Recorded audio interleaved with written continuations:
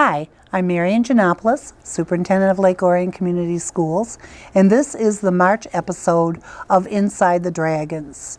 Today you will have the opportunity to view 3 different episodes. The first one is March is Reading Month, so you'll be able to go into some of our classrooms and experience all of the activities that are taking place for this month for reading.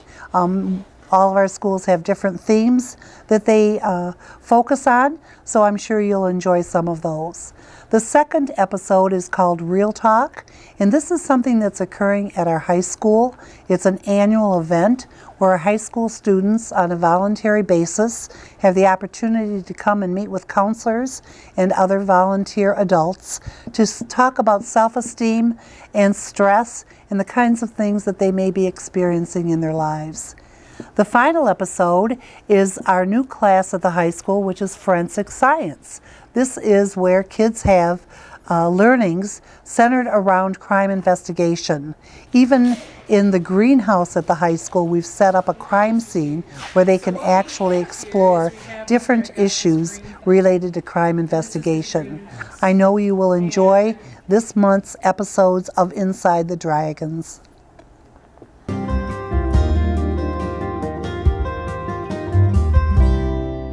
Every March, students across Lake Orion find their excitement in books. It is a national program, and the schools in Lake Orion embrace its possibilities. The build-up begins in the weeks leading up to the month, and when March 1st arrives, the students are ready. On March 1st, Walden Middle School opened the festivities at 7 a.m., with students lining up outside the doors waiting to enter. The students. March is Reading Month for the Media Specialists is one of our biggest programs, and we love it because it gives us a chance to get students in to the Media Center who maybe haven't been in lately to check out books. We do a lot of different things throughout the district. My program here at Walden is called Get Caught Reading, and so kids come into the Media Center in the morning at lunch, and they read to kind of earn tickets, and tickets kind of then go towards incentives that they win. They win things that are donated by PTO or the Media Center, little trinkets, little gift cards. And the biggest thing, the exciting part for the kids is they end up going to the top readers, and the top star class who have collected the most reading tickets throughout March win a field trip with me to the movies. And we almost always try to make sure it's a movie that was a book. So this year it is A Wrinkle in Time by Madeline L'Engle, which is a fantasy book, classic fantasy book, and that's coming out right in March, so it's perfect timing. Kids love to go. Teachers participate also and can also win incentives and prizes and actually get to go to the movies also. So we have a great time. Kids also do Destiny reviews to kind of share what books that they love with other students, and they're doing a Flipgrid project where they're doing kind of little book commercials this year, again, to promote reading, share great books with each other, just to support the idea of a love of reading. One of the unique parts of the month is that the program exists in nearly all of the buildings, but each in its own way and with its own theme. At Stadium Drive, the opening assembly featured the superhero theme, Reading is Our Superpower. In the lobby, there is a photo spot where a student or visitor can pose for a photo as a superhero, and in the library, there's a billboard with the Bracket Challenge. Our March Madness reading bracket, and so we've chosen books that are all accessible online, and we've set it up by grade level, so each week each grade is assigned 2 books to read and vote on their favorite, and the winners will advance and we'll end up with our favorite book for the whole school. When you choose a theme for the year, or for every school has its own different reading theme, what went into that decision and kind of how to roll it out? So we liked the superhero theme, and then we found this logo online, and we thought it would be very cool to and tie that in with our whole reading theme. And we have shirts that we have for the staff to wear. We wore at our kickoff, and we'll wear probably once a week, and then at our month-end celebration. Do you really notice the difference in kids this month, like being involved in the competitive aspect kind of really gets them into it? Absolutely. they're so excited. We have another board, our Super Reader board, and they fill in kind of this similar logo, but of themselves reading with the picture, and the kids are like racing to bring those back. We just sent them home on Thursday, and there's probably already 12 or 15 back up, and more come in every day. Orion Oaks Elementary's PTO took the project to a different level. With the One School, One Book program centering on Charlie and the Chocolate Factory, the students were greeted on March 2nd with a decorated entrance with Willy Wonka sayings, and were handed the book by their own Oompa Loompas, mothers who made their own costumes. So the school is reading for One Book, One School. The whole school is reading Charlie and the Chocolate Factory. So we have an activity that's month-long where the kids will keep track of their reading. And as a class, 3 times during the month, they will collectively add up their minutes to purchase Wonka eggs. And inside those Wonka eggs, there will be bingo pieces or bad eggs. And the class at the end of the month, one class per grade, that has the most bingo pieces will earn a special Wonka party at the end of the year. A full Hershey bar chocolate at the end of the month. And a full Hershey chocolate bar, and then the whole school will be watching a movie in their classroom. Carpenter Elementary's program centered around the winter's theme, calling it the Olympics, as students read for their teams. This year at Carpenter, we're doing the Carpenter Reading Olympics, and students have a goal. Each grade level has a certain number of minutes that they are to read every week, and if students reach their goal, then they get to color in a circle, and we are trying to fill the Olympic rings. It's our big display that we have in our main hallway. And then at the end of the year, or at the end of the month, we have a goal of 150,000 minutes for the whole school. And if we reach that goal, then Mr. Weldon takes each class out for an extra recess time later on when the weather gets a little nicer. The whole idea of this being a month about reading, is that something the kids, can you see a difference that they're embracing that? Definitely. They have reading logs and they keep track of their minutes. Every week they have a sheet that they have to turn in that organizes the activities for the week. We have turn off the TV slips that they are doing also. So if they turn off the TV and read instead, they get to turn those slips in and they can get chosen for to win a free book. We also have a bookmark contest that will be running during the month. We'll announce the winner of that at our closing assembly. So there's lots of fun activities going on to encourage more reading. Between guest readers and competitions within the buildings, there will be a full month of reading and creativity on display.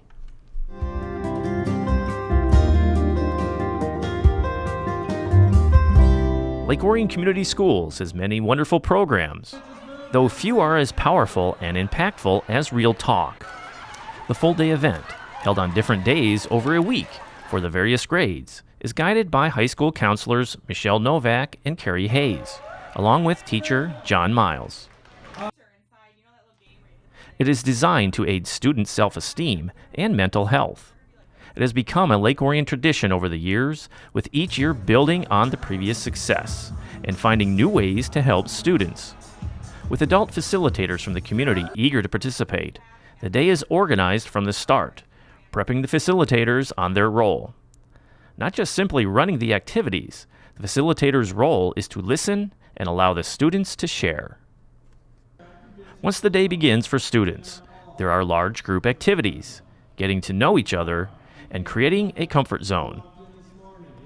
The day continues with small group activities and conversations, allowing students to share their personal challenges and interactions in a safe, confidential space. By the end of the day, they've learned about themselves and about each other, hopefully strengthening their lives at home and their interactions at school, appreciating their classmates more than they knew. With the grades split into different days during the week, each group of 100 plus were among peers.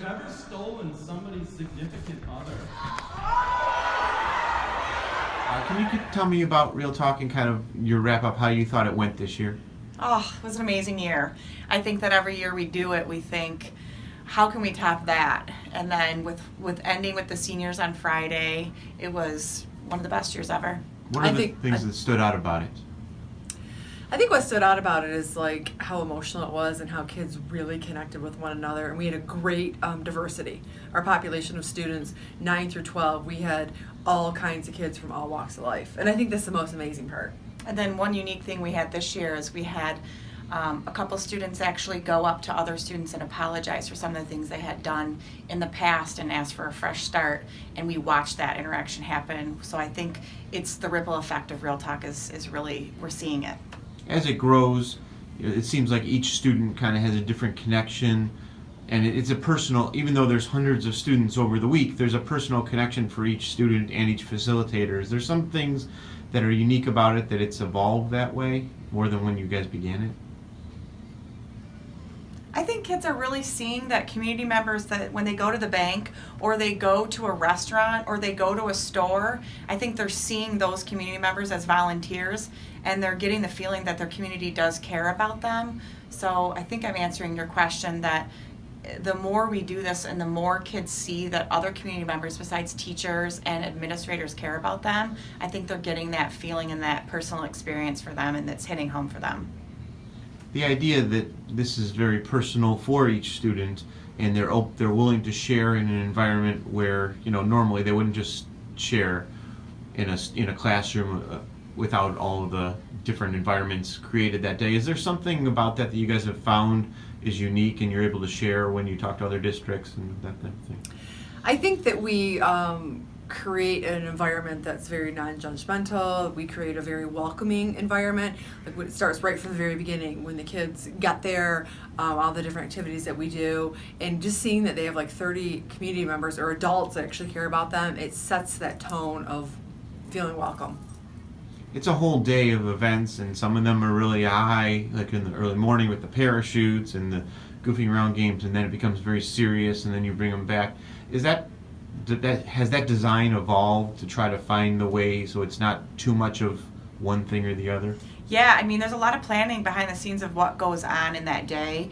John Miles, Amy Redmond, Michelle, and I sit down and we really brainstorm how we want the flow of the day to go. Those games and activities in large group and small group are created to break down barriers and get kids open to talking. And then after the cross the line, we really this year evolved our planning with catapulting them into a more positive outlook. I think with today's society, I think we need to teach kids that gratitude and hope are there, and if you really reflect on that, you can catapult yourself out of any kind of situation that you're in and have hope for your life. Are you able to step away now, and now that it's passed and everything, and see the impact that it had on the kids, and kind of what and the impact on the facilitators as well, and kind of how it reached them and will continue to linger through their lives? Yeah, now that it's over, I still hear kids talking about it in the hallways. I've had dozens and dozens of emails, and kids come into my office and thank us and thank me for everything we've done. I do think it just sets a really good, positive climate in our building and our community.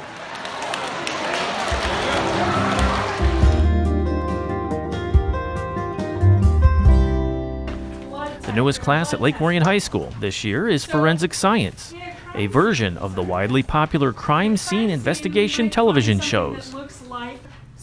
Students spend the semester learning about procedures associated with a crime scene. One is recreated in the Lake Orion High School greenhouse. Music and I teamed together. We teach honors human anatomy together. We were looking for something that we could add another elective to our science courses, and so it just came about. We were kind of brainstorming one day. Every kid loves CSI. They like the Law and Order, the crime shows. So we just decided that we would look into teaching forensic science. And we attended a workshop at Lawrence Tech, a forensic science teaching workshop, about 2.5 years ago. And we petitioned the district and asked the district to add this class. And Mrs. Mercer's been very, very supportive of it. And this is our first year running forensic science, and we're learning a lot with our students as they're learning, because it's new to us and new to them. But it's something that they're very interested in because of Hollywood. The challenge of the class is trying to make it as real as possible, given the classroom limitations. The crime scene itself helps that, complete with a mannequin lying on the ground after an apparent incident, students make some on-site judgments. On one day earlier in the semester, while one group observed the scene, others learned how blood splatters and from what distances and heights in the lab. The class was instantly popular with the LOHS students, and finding room for them all was a challenge. It's a new class. offered this year, so when I saw it on scheduling, I just thought it looked pretty interesting. It's just something different from all the other science courses offered. Are you fans of the TV shows? I mean, do you watch? Oh yeah, I'm a big fan of like NCIS and Yeah. all the different cop shows, so this was like learning what they actually do. What was your motivation? Yeah, same. I was like, it was a new class, so like I was looking forward to taking it. Also, I wanted to see if like criminology was something I wanted to study in college. So I just think it's really interesting how it's really hands-on. Like you're constantly in the lab and you're working, and we have a crime scene set up and you're able to take pictures of it. Yeah. yeah, I think it's like really cool how like specific forensics it can be, and like how you solve crime and stuff. Definitely. As Lake Orion continues to offer more unique courses, the teachers try to find ways to shake students from their usual way of thinking and find ways to give them exposure to different careers. The forensic science class is a cutting-edge example. Wow. Well, it's science, so we learn what works and what doesn't work, and we're learning really how to run a class that has an abundance of consumables, things that we have to use up that are not going to be reusable. So we're learning how to do things, how to be creative, how to make things and do things that are going to mimic real life and not have to spend a lot of money to do it. So that's one of the things, trying to run it on a budget, but we're definitely learning more about just forensic science in general and the science behind it, and that forensic science doesn't necessarily deal with dead bodies. It can be in pharmaceuticals, it can be in computer technology. There's a lot of forensics going on out there in the world.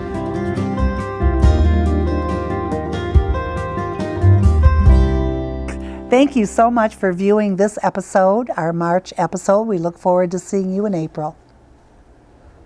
Inside the Dragons is produced monthly by the Lake Orion Community Schools in partnership with Orion Neighborhood Television. For up-to-date news and information about the Lake Orion School District, visit our website at lakeorion.k12.mi.us and watch us on Comcast Educational Access Channel 22 and AT&T UVerse Channel 99.